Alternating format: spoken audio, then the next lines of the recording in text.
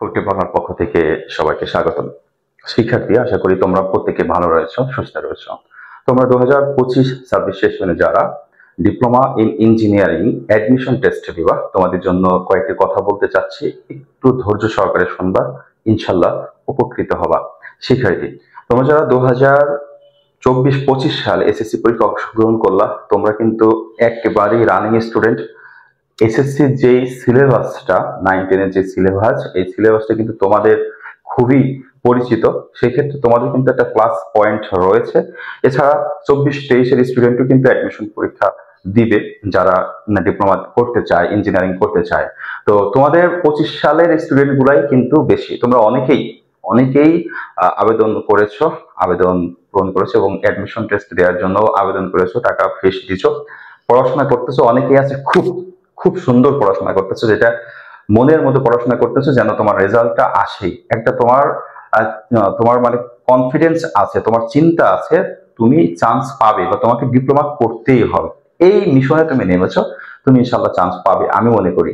সেক্ষেত্রে কিন্তু আর যারা এই পড়তেছে 5 মিনিট 10 মিনিট বা কাজের ফাঁকে বা ইত্যাদি ইত্যাদি, জাস্ট পরীক্ষা দিতে হয় তাই দিব, এরকম ওইভাবে পড়াশোনা করার কোনো দরকারই নাই। কারণ যারা ভালো পরিশ্রম করছে তাদের চান্স পাওয়াটাই আমি মনে করবো আশানুরূপ হবে। শিক্ষার্থী, কিন্তু আমি যেটা বলতে চাচ্ছি, এসব কথাবার্তা মূল বিষয় না। মূল বিষয় হচ্ছে আমি প্রত্যেকটা ভিডিওতে তোমাদেরকে বলি যে তোমরা মূল বইটা, যে 9-10-এর যে বেসিক বইগুলো আছে, বোর্ড বইগুলো আছে, বোর্ড বইটা যদি ভালো করে পড়তে পারো এবং ফিজিক্স কেমিস্ট্রি এই দুইটার কিছু ম্যাথমেটিক্যাল টার্ম রয়েছে বা বেসিক জিনিস রয়েছে, পয়েন্ট, এই বেসিক জিনিসগুলো যদি একটু শিখে নিতে পারো, আর অন্যান্য যে সাবজেক্টগুলো আছে তুমি জাস্ট রিডিং পড়ে বা মুখস্থ আকারে করবা, যে রুলস গুলো আছে, সংজ্ঞা আছে, তথ্য আছে, এগুলো মুখস্থ করবে, ইনশাল্লাহ তোমার রেজাল্ট আসবে।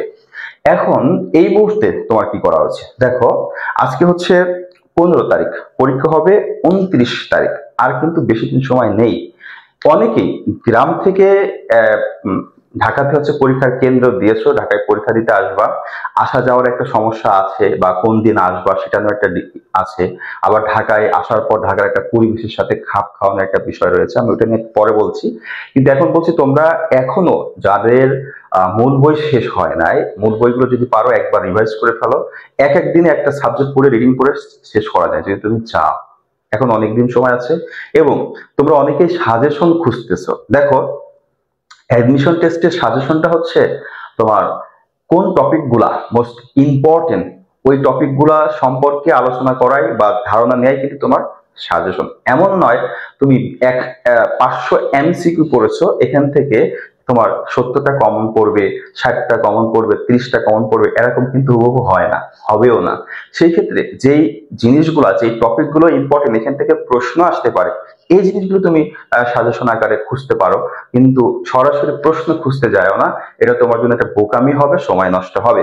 শিক্ষার্থীবৃন্দ, তো এখন তোমরা অবশ্যই যে কদিন আছে খুব সিরিয়াস টাইম, তোমার মোমেন্ট যাচ্ছে, এই কয়দিনে তুমি খুব ভালোভাবে পড়বে এবং বোর্ড বই তো পড়বে, সাথে তোমার যদি কোনো সহায়ক গাইড বা সাজেশন থাকে তুমি সেগুলো ফলো করতে পারো তোমার নিজের মতো করে, যারা তোমাকে ভালো একটা সাজেশন দিতে পারে, ভালো একটা দিক নির্দেশন দিতে পারে, তার মতো অনুসারে তুমি পড়াশোনা করো এবং নিজের থেকেই কিন্তু যেটা ইম্পর্টেন্ট মনে হয় ওটাই তোমার পরীক্ষার জন্য ইম্পর্টেন্ট। শিক্ষার্থীবৃন্দ, আরেকটা বিষয় যেটা বলতে চাচ্ছি, আরেকটি বিষয় সেটা হচ্ছে পরীক্ষার কেন্দ্রটা।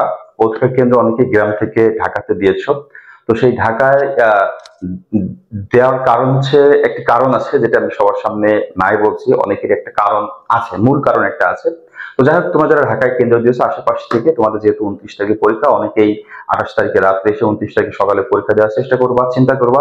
তো তাদের জন্য বলছি, দেখো, তুমি যখন গ্রাম থেকে আসবা, জার্নি করে আসবা, জার্নির একটা যেই মাথায় যেই সাউন্ড পলিউশনের একটা সাইড এফেক্ট আছে, এটা তুমি কিন্তু 10-12 ঘন্টা থাকবে মাথার ভিতরে। সেই ক্ষেত্রে পরের দিন যে সকালে পরীক্ষা দিতে যাওয়া, তোমার মাথার ভিতরে ভো ভো ভো যে গাড়ির যে শব্দ, এর একটা পেরেশানি থাকবে, সাথে তুমি জার্নি করে আসছো, একটা টায়ার্ডনেস থাকবে, সাথে খাওয়া দাওয়া, তোমার যেখানে এসেছো রাত্রে থাকবা সেখানে একটা পরিবেশ তোমার ভালো লাগে নাই, হয়তোবা ঘুমও হয় নাই সারা রাত নতুন পরিবেশে আসলে।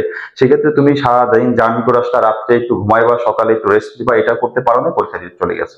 সেক্ষেত্রে পরীক্ষার যেই এতদিন প্রিপারেশন নিলা, মাথায় এগুলো ক্যাচ না করার সম্ভাবনাই বেশি।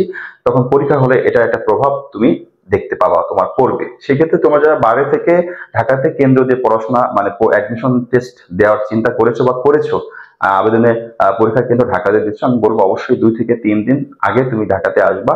কোনো রিলেটিভ বা কোনো পরিচিত মানুষ থাকলে সেখানে থেকে একটু রেস্ট নিয়ে, একটু প্রিপারেশন নিয়ে, একটু পরিবেশের সাথে খাপ খাইয়ে তারপর তুমি মন ঠিক লাগে পরীক্ষা দিবা, তোমার জন্য ভালো হবে ইনশাল্লাহ। সবার পরীক্ষা, সবার যে একটা লক্ষ্য আছে সেই লক্ষ্যটা আল্লাহ তাআলা পূরণ করুক ইনশাল্লাহ। সেই দোয়া রেখে শেষ করছি। সবাই ভালো থাকবে, সুস্থ থাকবে, কবির টেক বাংলার সাথেই থাকবে। আল্লাহ হাফেজ।